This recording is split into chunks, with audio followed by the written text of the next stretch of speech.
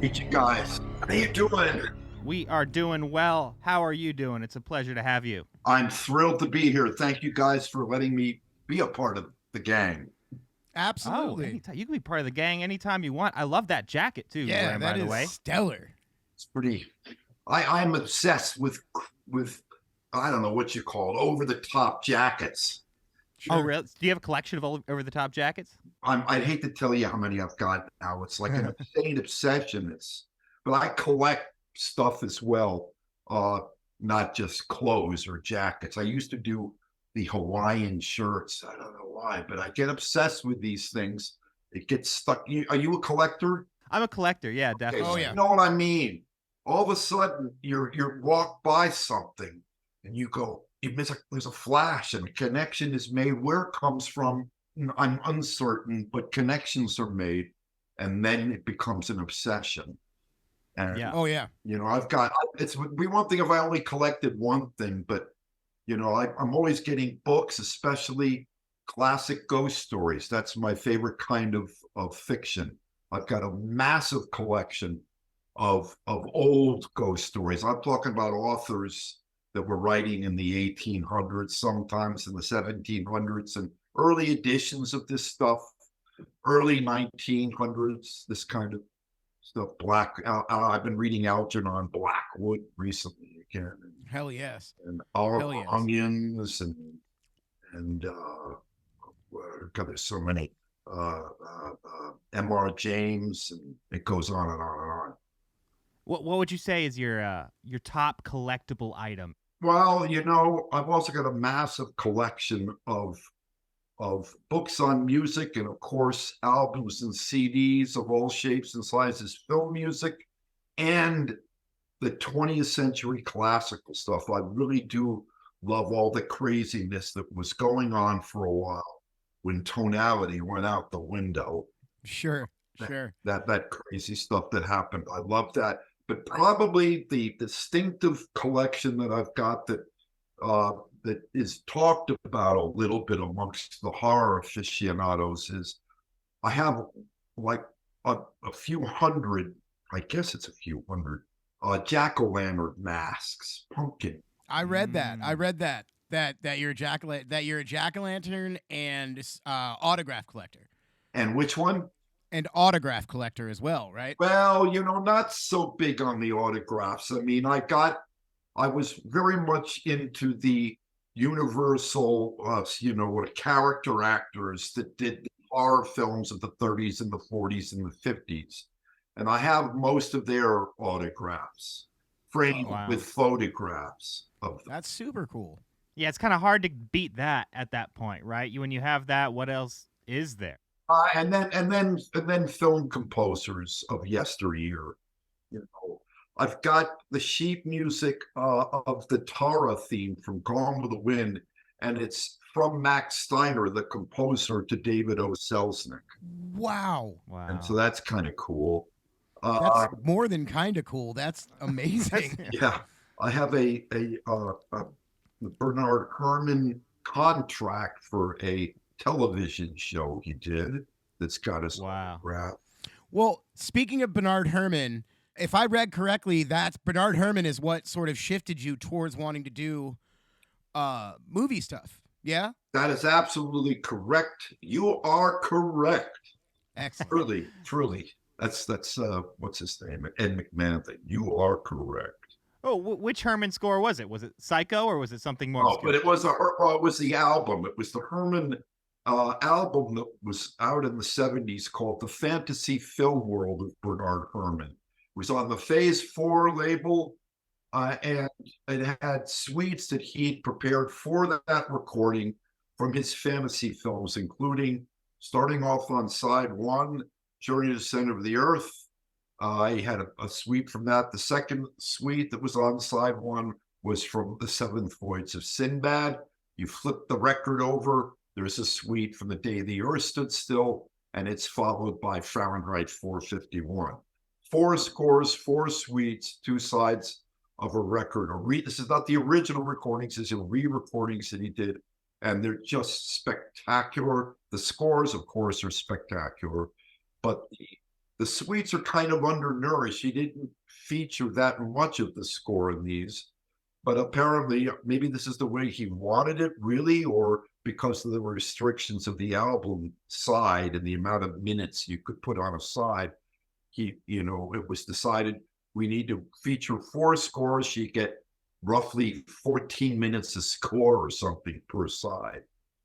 But they work like gangbusters. The recordings are like, they've become standard kind of go-to recordings for how best to mic, winds and brass, to get, so that you can really get a sense of the player being with you, but at the same time, not in a small room. It still has that room size Sure. sound.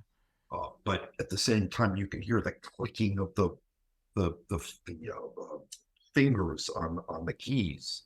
Yes, Oh, the texture of the That's instruments. wild. Yeah, That's on the woodwinds, and so it's just, I dropped the needle on that, and I just, if there was, I mean, there's so many places we wish we could go back to, if we could move back in time, revisit things from the past.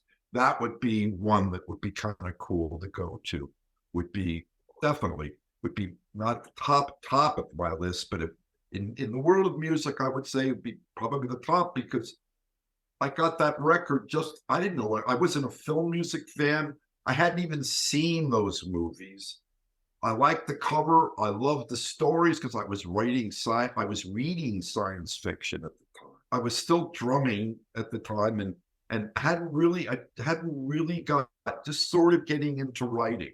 Was just, sort of discovering that. And I dropped the needle on that side one, the opening for the suite from Journey to Center of the Earth. And it's like, wow, what is, oh my God, it was like getting blasted in the face with a gust of wind, like indescribable. It instantly changed my perception of what music could be and who I was yet to become. Dude, that's amazing. That is an amazing story. I yeah. love that. And you say you brought up Bernard Herrmann fantasy is the first thing you said, and it's funny because before we got on with you, he and I were discussing your style and stuff that we love about both like Hellraiser, Drag Me to Hell, or the other ones, and a fantasy element is something that I think is always present, even when you're doing hard horror. You bring a fantastical element, I think, to the music. Well, I appreciate you saying that. Here's the thing, is that maybe that's what it is. I've never heard anyone use that word, but I've always wanted or tried in the scores that I've written for these films to use the idea of music to enable the audience to step into the world of the picture in the way that they're not able to without it. It adds a dimension of depth so that the images take on a life that allows you to, as a viewer, feel like you're in that space in a much more immersive way. I can't quite describe it. But when I'm working on films, I'm always looking beyond the image. What is behind the image? What is this world that this director is trying to capture? If it's from a book, well, if he gives me permission to read the book, I will, and that will certainly open up doors that the film may not be. But as a general rule, maybe I will not be guided by the director which yellow brick road to follow to get to the land of Oz, in terms of finding that place where the music will really resonate. But that's what I'm trying to do. And then I'll shut up here. It's been said that in the scores that I do, there's a human element to it. Well, I've been lucky starting with really Hellraiser, where the films are actually what I would call classic horror films, in that, like any great horror story, there's tragedy in it. It's like the person to whom the horror is being committed to or is involved in the horror that we're experiencing somehow is affected by it in the worst of ways. And they're innocent. There's an innocence that's being taken away from them through that horrible experience they're having. And that's why Hellraiser worked, I would say, and that's why I think Clive was happy with it, because from his perspective, as I recall, the film was a very sick love story, bottom line, about a woman who was so, even though she was abused by a lover who happened to be her husband's brother, she was willing to do anything and everything for him, despite the fact that it was entirely painful for her. At least the nature of the relationship was a disgusting connection, not a healthy one. So indeed, it's kind of a tragedy, if you see it from her perspective. And that's the thing he desperately wanted the music to represent. I just finished doing Nightmare on Elm Street before that, part 2. And he specifically said, I'm not looking for just scary music here, man. I just don't want impersonal screamer music.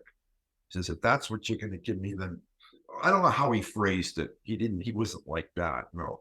But he brought to my attention the fact that the music had to take the picture, had to view the picture less as a horror film, more as a, demented love story. Now, how did you like coming on to Nightmare 2 as a sequel with, certain musical themes already established? Well, on Nightmare 2, I was damn lucky to have gotten it because I think I was still at UCLA, or I just kind of, Yeah. I was just fresh out of there. I've done a Corman film and some early New World films, low budget things. So this is a big deal, Why did I get that movie? Charles Bernstein had done a score for the first one, which I think is the best. So good. I've always said this. I've always said we should have all been asked to follow in his footsteps. He should have been asked to follow in his footsteps. When I came on board, it's not like I huffed and puffed and tried to push him to the side. I came on board because at that time, they were not happy with the score that he delivered. Why? Not because I don't think they thought it was inappropriate. I just remember Bob Shea, who ran a New Line, said, I feel like I've been ripped off. They gave this money to this guy. I thought he was going to put it into hiring some instruments, and it was one of the early days of home studio synth things. Uh-huh. And yeah. so Robert Shea just said, I can't stand as I recall, but this goes back so long ago. I maybe messing this up, but I think he was displeased with the fact that all of the money ended up going into Charles's pot as opposed to spending money on an orchestra. Sure. So when I was brought on, it was with the understanding, you're going to give us a big orchestra. You're going to put every penny of this money into and getting bunches of people into a room because, low budget horror films, it seemed like you bring an orchestra in and it enhances them. It makes the production quality of the film skyrocket. Seems bigger. But it's interesting because the Nightmare on Elm Street 1 wasn't a big orchestra. That was a synth-driven score. That's what I'm saying. But I don't know. Maybe he was surprised. Maybe he thought he was going to be getting an orchestra score. Yeah, I'll bet he thought that with part 2 coming out, there was probably more money available, and he probably thought, hey, if I'm throwing more money at this, I'm going to get a bigger sound out of it. Charles is like, no, part 2, that means I have 2 synthesizers now. That's it. Right. It's twice as many synths. Well, I don't think the money on Nightmare 2 was any great difference from Nightmare 1 when it came to the Sure. music. They were cheap. That's the way these companies, they spend all the money in production And so when it comes to post-production, the music's the last thing that gets put on. It's like, sorry, I remember that score being, I didn't make any money on that score. I sunk every penny of it into getting as many people as I promised them I could get something like 35 people, Wow. into a room. And I remember renting out, it's now out of business. It was Chick Corea had a studio called Mad Hatter, Uh-huh. and it's closed now. But apparently, I stuffed more people into that room than they had never had stuffed into it before, ever since. We had people nearly sitting on each other's shoulders for that recording session. It's a tiny That's room, wild. and I crammed it with people. And I remember Bob Shea coming in, looking through the glass partition window between the console room and the recording space, and turning around. I watched him count. I saw him doing. See, Bob doesn't care if they can actually play the instruments. He just needs there to be a lot of them. Yes, that's right. He didn't care. I need to feel like this money is being spent. Sure. He was like, can we get 5 more? Can we fit 5 more in there? Can we get some animals in there? Yeah, I was it. That's it. That's a low budget mentality. I get it. What can we get for $1? You're telling me you can only get that for $1? Can't we get 2 of that for $1? Right, exactly. One thing you said earlier that really fascinated me is you're always looking for the meaning behind images, right? And you're so often doing music, but now you're here presenting your first book of photography. So now you're presenting the images. Well, it's 25 books, right? Is that what I read? There's going to be 25. I'm doing 3. I mean, I started this a long time ago, and it's taken forever for it to get to the place. I wanted to have this full set of 25 books finished and signed off on before I even issued the first one. So it took forever. I wanted to be able to take all these thousands and thousands and thousands of black and white photographs that I have. Probably when I put those books together, I had probably 75,000 or 80,000 black and white photos. Now it's expanded to like 125,000. There's more. I mean, that's not. If I was a full-time photographer, that would be a whiff on an afternoon, I'm sure, for them. But for guys coming to this kind of late, I wanted to make sure that before I put these things out, which is a frightening thing, as you can imagine. I mean, here I'm a guy who's been writing scores for movies, who has this thing going on in his head where he believes that there's something going on here that he wants to share. That's all it is I want to put them out there, and maybe someone will make a connection with one or a couple of them. And yet I'm terrified. I've been very lucky in that the responses I've gotten have been positive. Again, I think it's a lot of people who are fans of my film music and get me already. And, it'd be one thing if I put out color pictures of kids playing, running around in fields with balloons, right? Popsicles. Yes, but I think as fans of your scores, you can't help but hear some of that music in the back of your head when you look at some of those black and white photographs and those moody images. So how did you go about trying to find the meaning in your own images when you were consolidating these thousands of images into 25 books? Oh, how did I try to find some sort of connective theme? Yeah. How did you find the cohesion there? It's funny. I guess it had been there with me all along, and it took 50 year for the dam to finally break. And it broke by chance, as I think I mentioned in the liner notes. I've never carried a camera around with me. I've worked in films, but I never really had I was too obsessing with the music part, and I didn't go out and buy cameras. It wasn't until the cell phone became a way you could take pictures on a cell phone, that everything changed for me. I didn't need to go buy something never to hang around my neck. I didn't have to really know what I was doing. I didn't have to go off and study photography.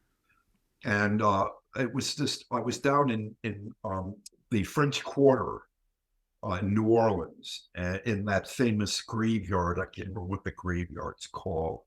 But I was, doing the touristy thing, getting into the vibe there. They don't allow you in the cemetery at nighttime, unfortunately. But that's the way it is with most cemeteries. The sun goes down, it's time to leave. But so it was daytime in the cemetery. And I was just taking pictures because I'm fascinated by cemeteries anyway.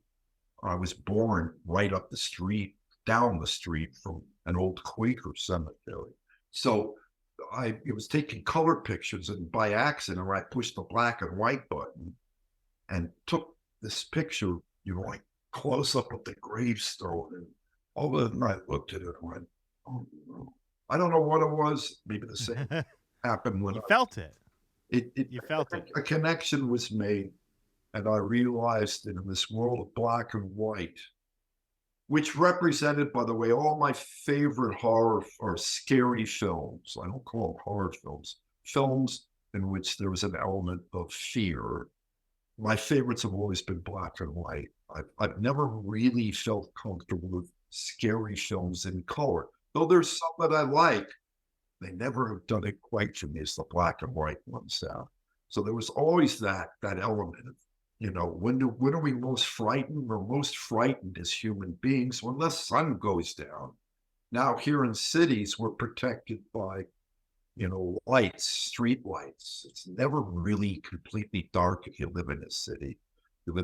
You live on the country, sure, it gets completely dark. That's when things become alive. For me, when I was a kid, I noticed that I had this attachment to what my imagination would allow me to come up with about things that happen at night that you can't quite see.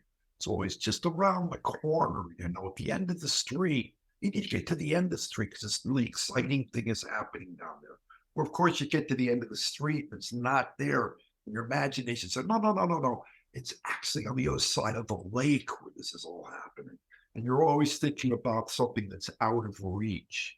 And the thing about nighttime is everything is out of reach, Well, I think that's something that a lot of horror fans can understand and share in, right? Because I feel like as fans of films with an element of fear in them, we see them when we're young and we feel that magic of that monster or that thing, that unimaginable thing, and we keep watching these movies as we get older and they don't really get scarier for us, but we keep watching them because we're chasing that dragon, right? That feeling. What are your guys' favorite? Tell me what are some of your favorite films? The original Texas Chainsaw Massacre, Tobe Hooper, 1974, one of my all-time favorite films. Excellent. The Shawshank Redemption, I always go back to that one too. One of my favorite films. Frank Darabont. Nice. It's Thomas Newman. Great score on that one. Oh yeah, Tom. Fantastic, man. Like you said, I'm really into some of the older Universal horror movies. In particular, actually, I just watched this one recently, and I think it's my favorite now. Is Bride of Frankenstein. Yeah, James Whale. Yeah. It's just perfect. Like So that good. movie is perfect from front to back. Oh yeah. We both agree on John Carpenter's The Thing. John Carpenter's The Thing, I think, is another movie that is just so well done. It's such a beautiful homage to the 1953 version, and it's also Carpenter like forcing his way forward in the genre community and really mainstreaming a version of horror that really hadn't been done yet. Totally. But I mean, score-wise, like, I'm a big fan of Howard Shore. Like, I had this discussion with somebody recently that was like singing the praises of John Williams, and for sure, We the all reason love I John like Williams. Howard Shore more is because while John Williams has a distinctive sound and you can hear a John Williams score and know that it's him, everything that Howard Shore has ever scored is so unique unto itself and fits whatever movie it is that it's in. So like anything that he does, I can genuinely say I'm probably going to like that movie as much as I like that score. I agree with you. All these composers are fantastic. All the films that you mentioned are great. Again, not just the black and white world is still my favorite world in terms of films. My favorite scary film, absolutely, positively, hands down, is the original black and white version of The Haunting, Yep. Yeah. the Robert Wise. Yep. That I can't believe I didn't also say that, because that literally is my. I love everything about that movie. Yeah. Um, Yeah, I've been to that house. I've actually stayed. What?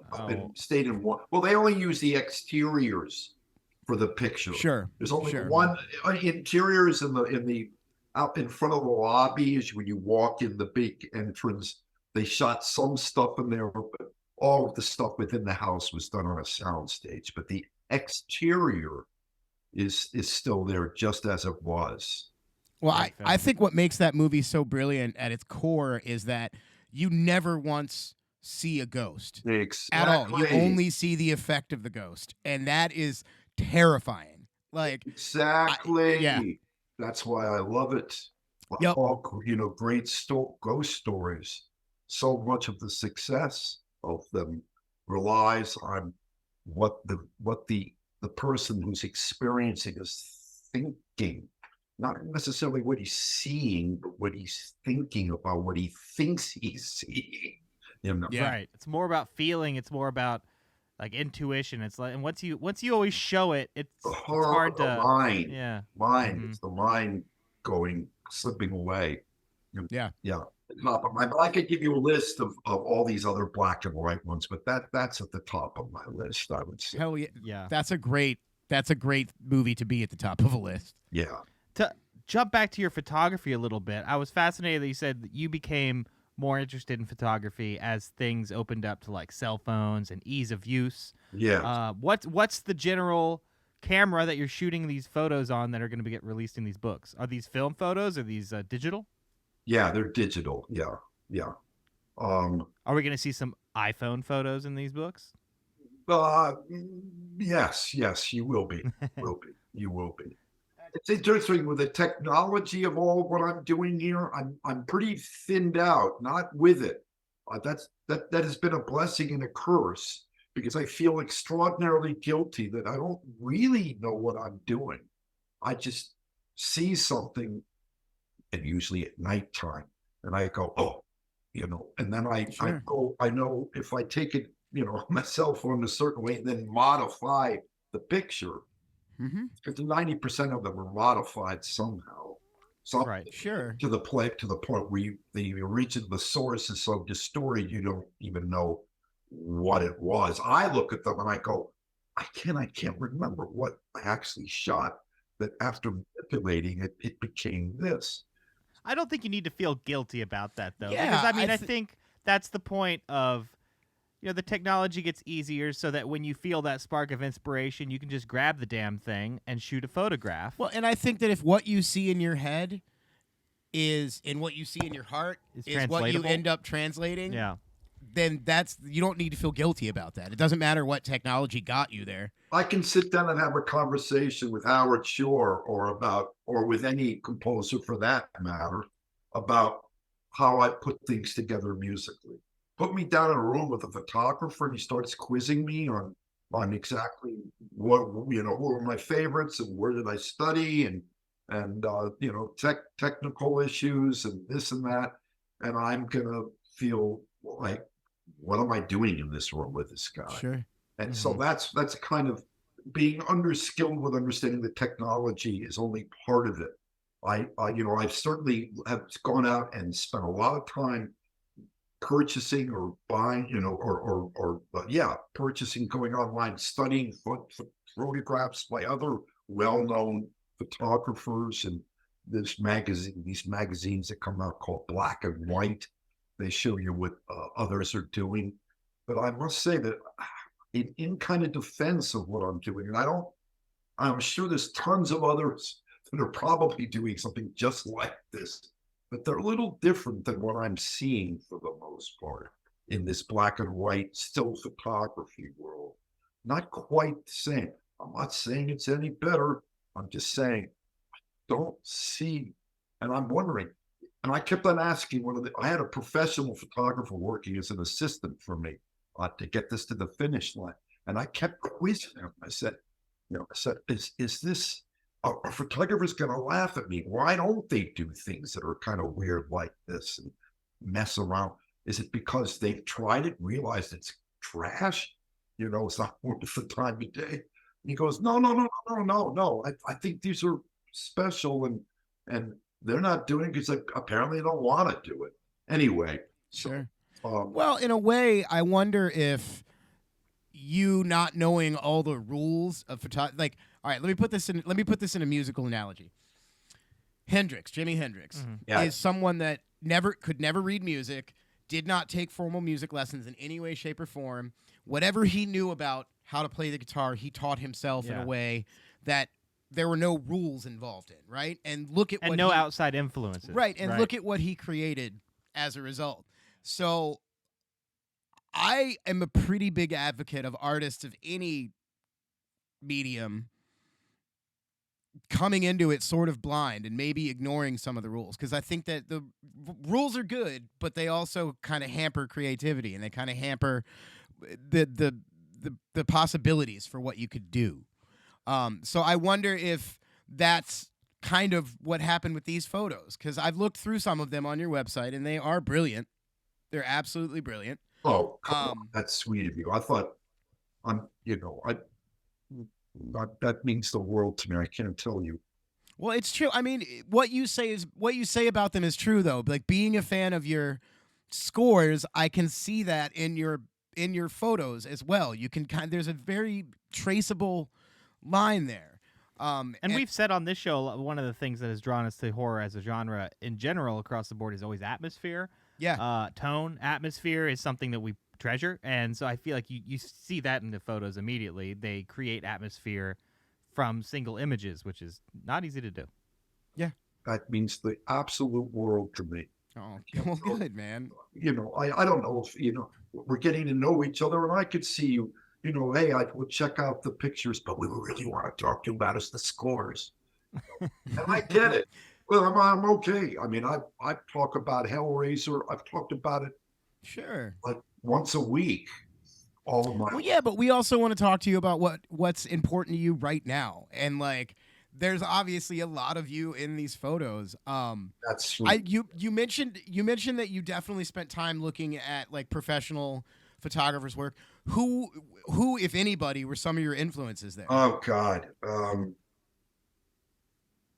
Gee, you know, um, I would have to say David Lynch. Oh, I knew you were gonna say that because Lynch, I Brilliant, noticed. I Brilliant. noticed. Someone said you should check out what David Lynch is doing outside of his films and his Sure. books, his photographs, Mhm. and other books. Said you should check that out because there's kind of a similarity. And I I certainly have seen one or two of his movies, and maybe they're influencing me. I wouldn't say in a direct manner, uh, but there is a unity there, I guess. So Well, and talk about somebody who doesn't follow the rules. Like David, David Lynch doesn't even know that rules exist. well, and David Lynch is deep into. If you ever get a chance to take his like digital masterclass, it's all about harnessing creativity and being able, like, he doesn't get in deep into how he does it, but he does transcendental meditation in order to like come up with the ideas for his art, his photos, his stories. And he talks about how, there's like the iceberg of consciousness and like the massive underneath of the subconscious where he draws all these influences. And I can see looking at your images and how you're, like you said before, looking for meaning behind the images. You're always looking for like the hidden occult meaning behind what you're presented with. I just see like how David Lynch seems to be very similar in how he draws his influence. Yeah. there's a guy named Joel Peter Whitkins, and there's a name that I can remember. There's so many who I should have written their names down, who I've come across in my research and said, wow, this is really exciting.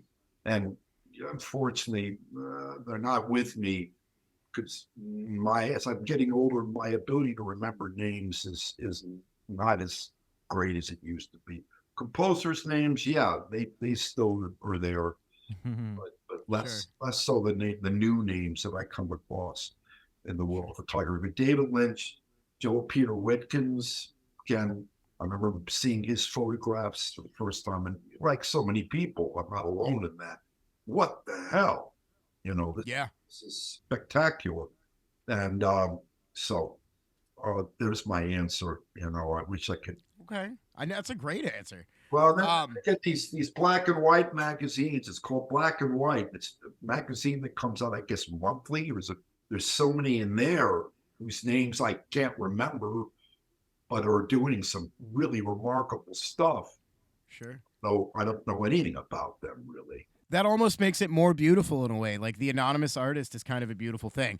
It's beautiful when they get paid too, but like there's something really special about anonymous art in that way. Tell me Uh, about that. Why do you say that? all right, so I'm a pretty big fan of like graffiti art and a pretty big fan of tagging.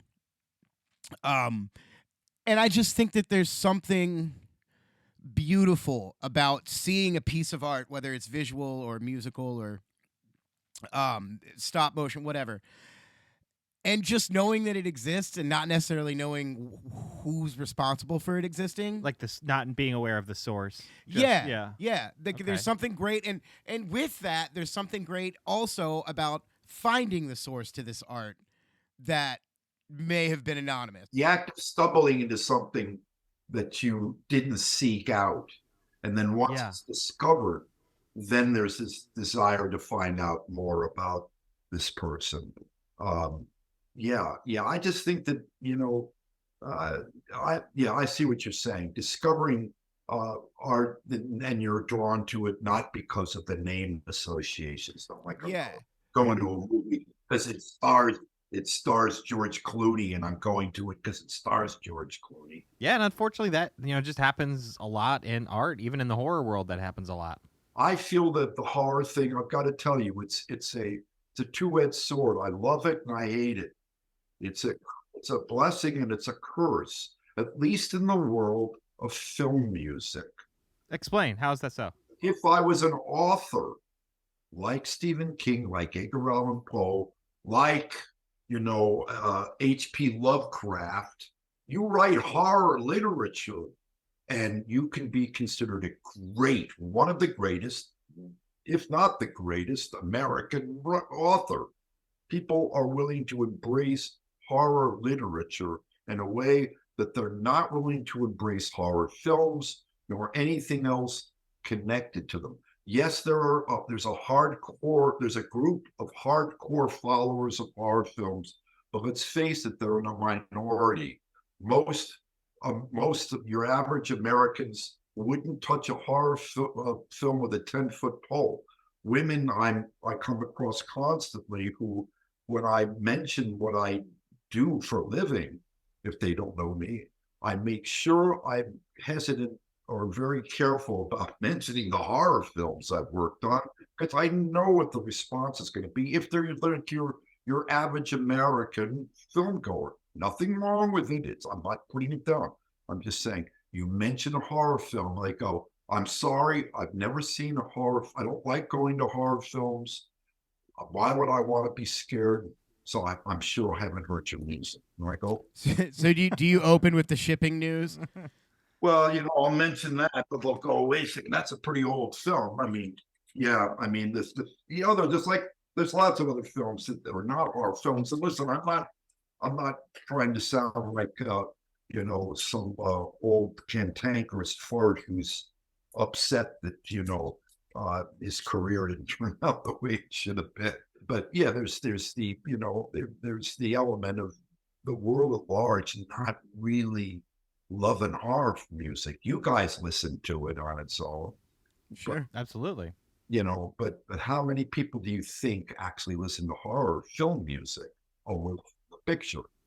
And I think if it was presented to people in a different way, I think they might surprise themselves. Because, for instance, at my undergraduate in college, George Crumb was our resident composer for a Oh, semester. George Crumb, you were with UPenn? We were at Muhlenberg College in Muhlenberg. Allentown, Pennsylvania.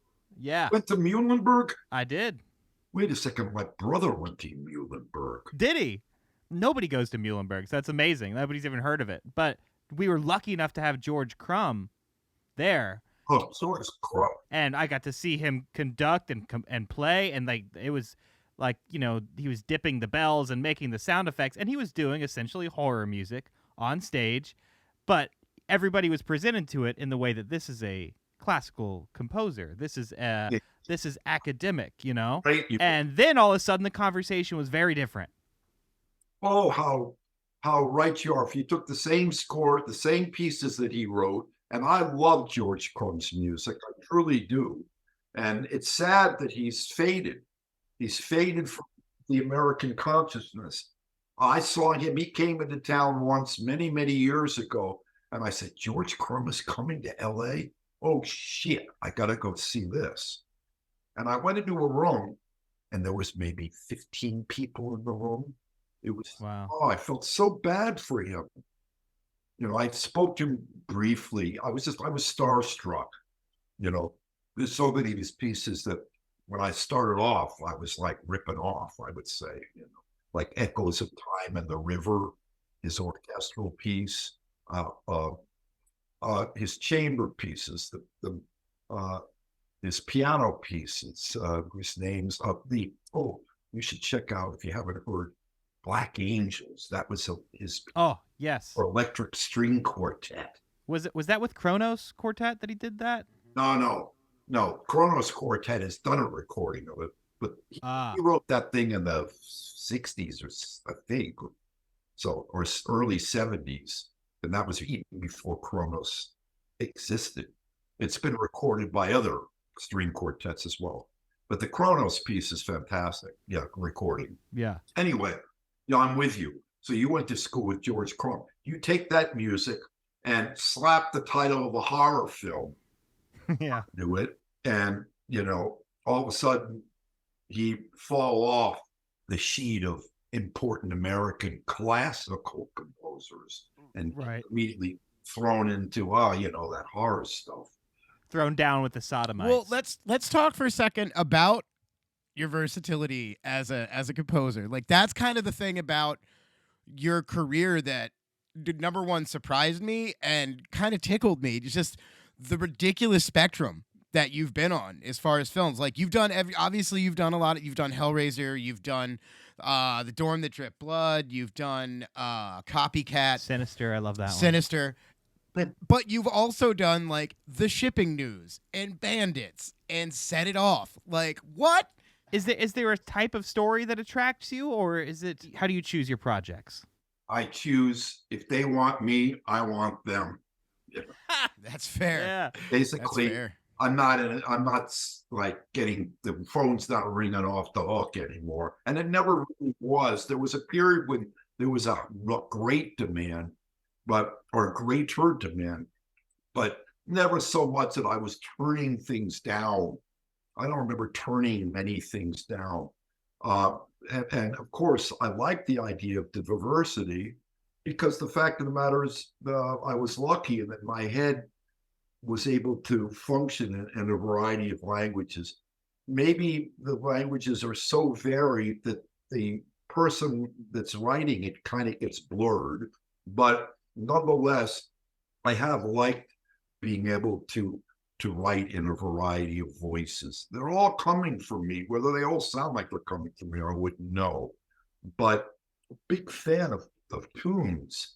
When I was a kid, I was listening to what was on the radio, and the Beatles and the Byrds and the Beach Boys, or they were loaded with tunes and all that pop stuff and rock stuff. I loved the tunes that were written back then. And so my head was jam-packed with melody. And so, in horror films, it's motives. It's not so much melody that horror films are known for. You've got the motive for King Kong, the three note motive for King Kong. Well, there's the Godzilla as well. The ba bum bum ba. Yeah, exactly. Jaws beat 'em.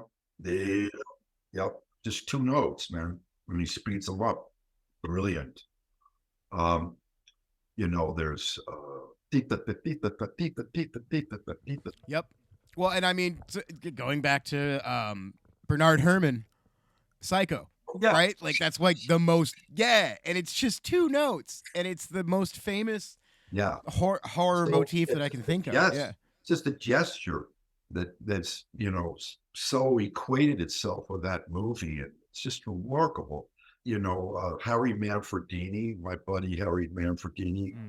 Yeah. I mean, What would those movies Friday the be without 13th. his strings and that music that makes it?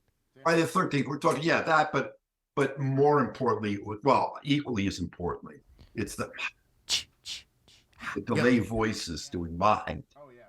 And again, because that's what horror is always about, the motivations and just reinforcing the subtext, the tone, the atmosphere, and the emotions of what's going on. I mean, and that you've just done that so brilliantly in so many films. When you start composing, where do you begin? Are you humming melodies to yourself? Are you sitting at a piano? Yes, that's it. I see the film once after I get the gig. I probably have seen a work print of it before I get the gig, or maybe not, but I'll watch it once or twice, hopefully without the temp music, but probably not. And then I step away from the picture and I won't watch it for like, I don't know, 10 days, 12 days, depending on how much time I've got. I just let it seep into me. And then with the aid of, the cell phone, record anything that comes into my head into the voice memo app. And before that, it used to be the digital cassette machines and the regular old-fashioned cassette machines, and before that, reel-to-reel tape. But humming ideas into the voice memo, anything that comes into my head, sounds, tunes, chords, whatever.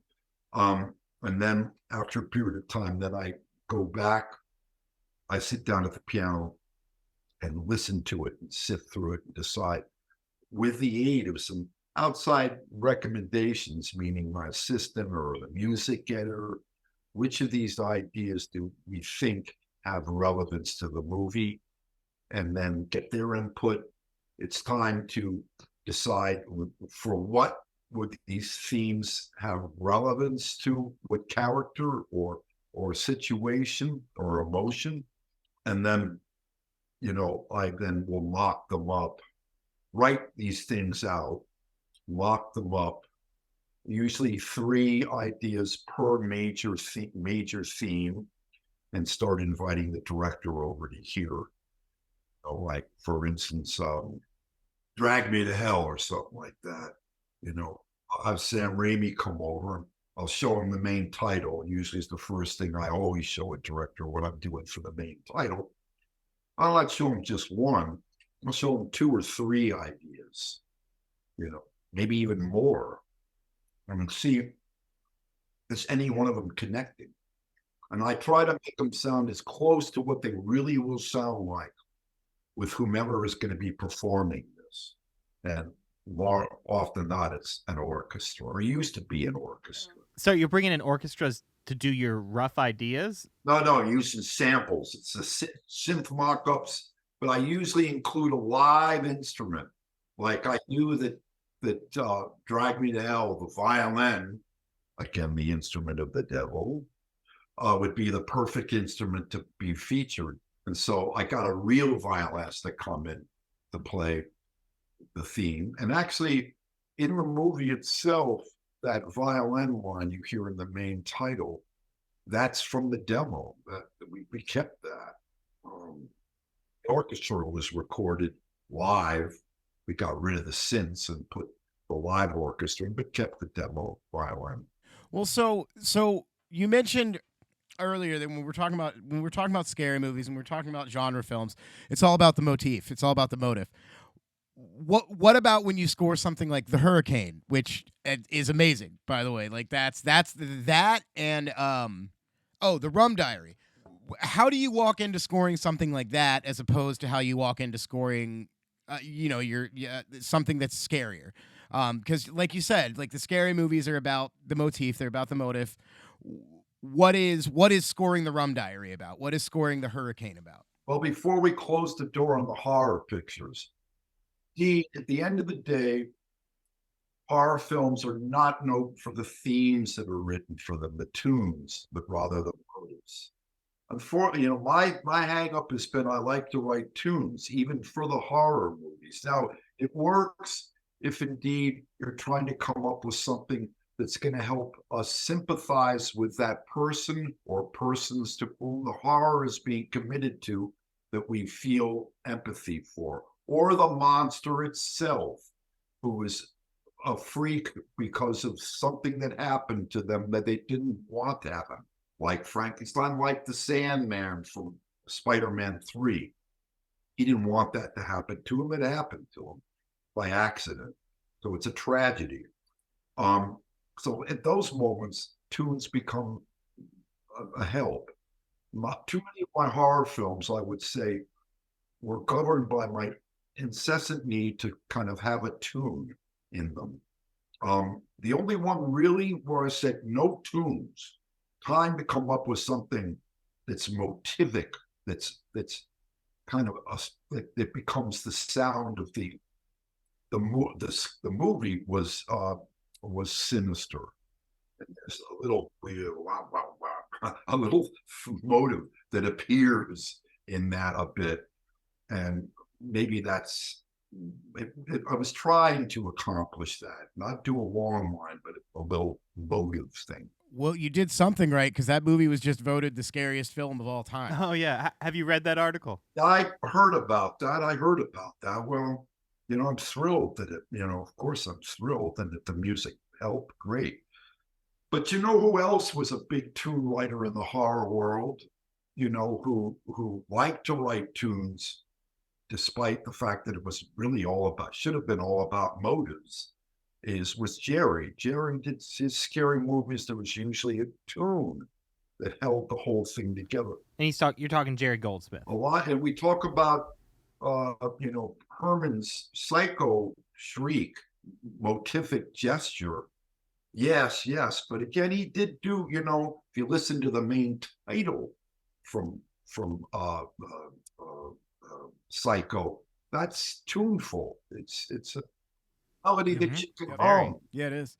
Yeah, exactly. You can hum this tune. It's not just a. Who did Cape Fear? Yeah, Cape Fear, of course. They're all that's motivic, but it's put together in a melodic way. Anyway, most of his stuff did have tunes as well. Although so much of his writing was about these 2-bar ideas that were kind of repeated and transposed or modified in minimal ways, but nonetheless it all added up to something tuneful. Goldsmith was in the long line. So to get back to Hurricane and Rum Diary, definitely it's about coming up with the long song form based tune. There's no time for there's not the right movie for doing these little motivic things, rather to come up with tunes that hopefully are memorable. And on that one, I remember getting that job by getting on my hands and knees and begging. You're talking about Norman Jewison? Norman Jewison. Yeah. I begged him to give me that job, and I said I'm going to work on this like nobody else you've interviewed is going to work on this. I'm going to give it 120, 150, 220% of my energies, and to make it the best ever score for this wonderful movie. And so I got the gig, and I remember the first go-around, or first couple go-rounds, he was looking for that New Jersey sound, because it's all about Hurricane Carter. He was born in New Jersey, went to jail in New Jersey, and I'm from New Jersey, and so it was like, what does he mean by the Jersey jazz sound? I'm not exactly. I know Count Basie was from Red Bank, but so it took a while to get the right attitude with the sound, with the music. But then once it was discovered, this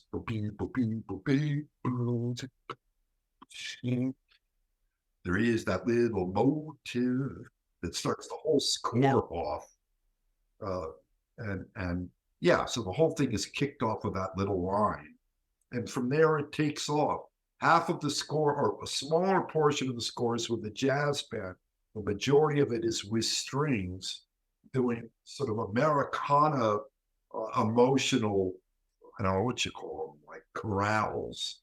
So it's all tunes. It's basically a tune-filled score. And I prepared a suite of that, which is going to get released sometime next year. It's like in 3 movements. And I've expanded that to add more trumpet solo, added some more voices, including a choir and then a sextet of scatting voices. And so that's a jazz-based score. Fortunately, because I'm an ex-jazzer, I played drums. I get it. I listened to jazz when I was a kid. Swinging, I love doing that. I did that when I was still behind the set. Were you able to do any drumming on any of that stuff? Did you ever pick up the sticks again? No, no, I've never. I once I put the sticks away and put them in the closet, I've never ever sat in front of the set again. Oh man. Wow. Because Yeah. I knew I couldn't do it for fun. I was always working like a mother, trying to become the best drummer I could be. God gave it to me in my head. I can imagine myself doing all these wonderful things. I just forgot to give it to me in my wrists and my feet. Sure. And so in many ways, it was a blessing that the film music, well, it was a blessing that I discovered film music. I had a rough time when I was at Berkeley studying jazz drumming with a very big, great jazz drummer was on the faculty there. He didn't think I was as hot. I was that hot, and that broke my heart. But then I discovered film music, and it caused me to reinvent myself. So it all worked out really well. Now, Rum Diary, again, a jazz world, jazz Latin world. And Yep, very much so. Very much so. that's all tunes. Now, the thing that came out on the record, most of the records, most of the stuff that came out on the records is not so much the score as it is this multitude of tunes that I wrote wondering if these might be the right tune for the movie. It's like a textbook representation of this idea of me writing multiple melodies to try to hope that one of them will catch the director's attention, of which a few of them did, but most of them never made it out of the movie. And I thought that doing a CD of just these tunes would be much more exciting to listen to than a tune and then the underscore. I actually have that soundtrack on vinyl. Hey, that's nice. Yeah, I'm a big Hunter Thompson fan, Oh, and yeah. I think your score fits who Hunter was at that time in his life pretty well. Oh, that's It's frenetic in its own way, but like you said, it's also cohesive. It's also got tunes in it. I love the way you use that word, by the way, because that's I've never heard that word used that way. This score is Yeah. full of tunes. And it's true because I think about your music and your approach to horror, and as I called it fantastical earlier, and I think a lot of it maybe it's just that it's very melody driven most of the time, and a lot of the modern horror scores we hear are not melody driven. They're not melody driven, and again, I'm old school. I cannot tell a lie. I like Howard Shore. We were raised in the aesthetic of those who were raised in the aesthetic of those who were raised in the aesthetic of those who founded film music in America. People like Max Steiner, Eric Wolfgang Korngold, Dmitri Tiomkin, Franz Waxman. These are all the composers who set the ball in motion and decided this is the way to score Hollywood movies.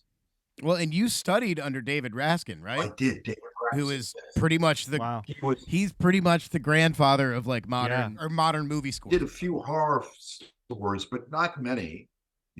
No, he was, but he was insanely prolific. And you have a lot of stuff still coming out. I've seen some stuff coming out about this Piper movie that you're working on. That's right. I'm finalizing the CD for that. That's a really exciting picture. I'll tell you, I believe in every film I work on like there was no tomorrow. If I get accepted on a picture, man, I get so immersed in it and believe in it so entirely. The director Erlinger, decided like a lot of these gigs I'm getting now are from young directors who raised on the movies that I scored in the 80s and 90s. And I'm thrilled that that like Bernard Herrmann, I'm not saying my music's like Bernard Herrmann, but he had a coming back at the end there. I think everyone, he was living in London at the time, and everyone in Hollywood thought, well, he's dead, No, he's not dead. He's around. So he gets hired by again, the director that did Sisters and Obsession. What was he? Not De Palma, is it?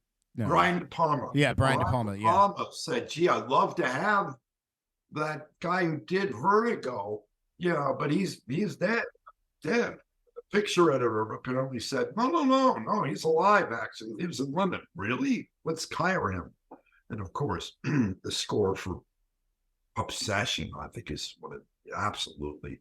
Yeah. I thought that was a score that he wrote that maybe was thinking at the time, this is going to be the last one I'll ever write, because he was ill at the time and he did a couple more films and then passed. But yeah, I'm old school, and so up until the whole home synth thing started happening and the sound design ambient thing took over, every single film score was about the composer coming up with instantaneously memorable melodies, one or more, depending upon the needs of the picture. And then he took them through a series of variations over the course of the movie to align itself with the development of the characters and the story as they grew. And that got lost. That's gone for the most part, except in a handful. Some of the fantasy films, animated films do that. But in the little horror and suspense films, that's kind of gone. I think we've lost a lot of what it is to have a thematic piece in a film and have something that goes through themes and that brings back. Yeah, the ambient stuff. Listen, I use it. I'm all for it. It's like it's like a homegrown version of the earliest form of electronic, or one of the earliest forms of electronic music, called musique concrète. Yes. The French discovery by two guys named Pierre Henry and Pierre Schaeffer. And once the tape recorder was invented, it was like, oh my God, we can record anything we want and then manipulate it in the studio.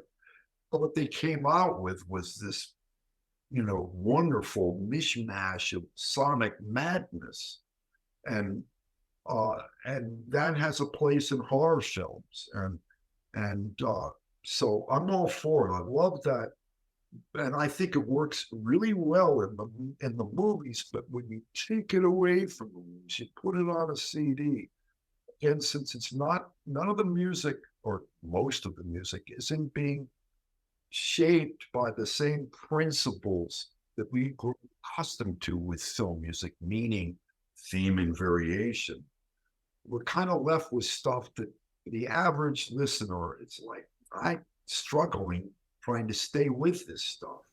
Yeah, it's music that for many audiences requires the visuals for the context, and otherwise doesn't grab because it's not a tune. It's not, you can't hum it. That's not good. I've always been a big fan and promoter of the best film scores are ones that do the job of the film, but at the same time can be removed from the picture and still hold our attention. I completely agree. I think, and that's something that you've done time after time, and I think that's why we come back to some of the film scores so many times that you've done, and why young directors like David Pryor, I love your work with him as well, come to you for the modern films. So we're excited to see what you have coming up. I'm really excited to see the Piper and hear your work there. Piper, I wrote a flute concerto for that. That's exciting. What? That's excellent. Because that's a story that music is part of that narrative. Am I wrong? Exactly. It's a retelling of the old Piper of Hamelin fable. Oh, hell yes. Right on. It's an evil piper who comes to take away the children again. But it concerns itself, it's set in contemporary times about a cursed flute concerto. that caused the death of a woman composer, and this flautist in this orchestra decides that she's going to try to complete the third movement for a performance that's going to be happening right around Halloween. And so it's her trying to come to terms with how to finish this concerto written by this woman who was a friend of hers, actually her mentor.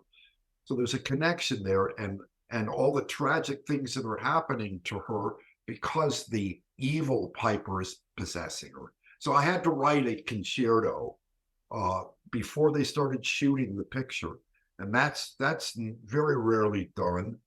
And I'm extremely happy. It's a 3-movement concerto, 30 minutes. At the time I wrote it, they said they were going to need 19 minutes of it for the picture. I think there's only 9 minutes of it now. But I think it was not a waste of time. It might stretch the imagination. And Hell no. Call up Waxworks Records. They'll put out that whole 30 minutes on vinyl. I guarantee it. yeah, oh, it's coming out on CD. It's coming out. You know, I'm excited to very hear cool. that. Trotter Records putting out the CD of the score. I've got the 3 movements, probably the 30 minutes, and then I did a 20-minute continuous sweetified version of the score. Ooh, so sweet. And do you have a plan for a physical release for your photo books? Well, you know, of course, I dream of that. I dream of doing a gallery showing of it. It's being suggested to me, and you know, having my own music or something interesting. We never talked about that, but when I was working on these pictures, I was wondering what's music of mine might work for these. And you're talking about, you hear them, you see the picture, they're all I wouldn't know what music to put against these pictures. They're my own pictures that would completely connect with what I'm trying to say with the visuals. But again, a gallery thing would be wonderful. Of course, if there's a gallery, there's going to have to be some music that's dark. Sure. Yeah. But no, there's no hard copy book yet available. Nor is there one in the making. I'm going to wait and get through all of them and see what's the best thing to do here. Is the best thing to do to try to pick out the best of and put them into one book, or what do I do here? I don't know. Well, and I want to make sure I get this right for our listeners as well. Your website is officialchristopheryoung.com. That's right. I highly encourage anybody that's listening to go look at the photos, to go check out Chris. Thank you so much for giving us your time tonight, man. That is that I cannot tell you how much we appreciate it. You know, I'm absolutely, entirely, thoroughly, 100% overwhelmed with ecstasy. I know it's kind of a overwrought word, but you're the first people who've actually chased me down to talk about the movies. Oh, there we go again. You know, about the photos. For sure. Well, we're fans, man. You know, and we appreciate art in any medium. So we love just to talk about what makes people excited. Yeah. Whatever that may be. All right, my friends. Great to meet you. for sure. Cheers. Thank you. Thank you so much.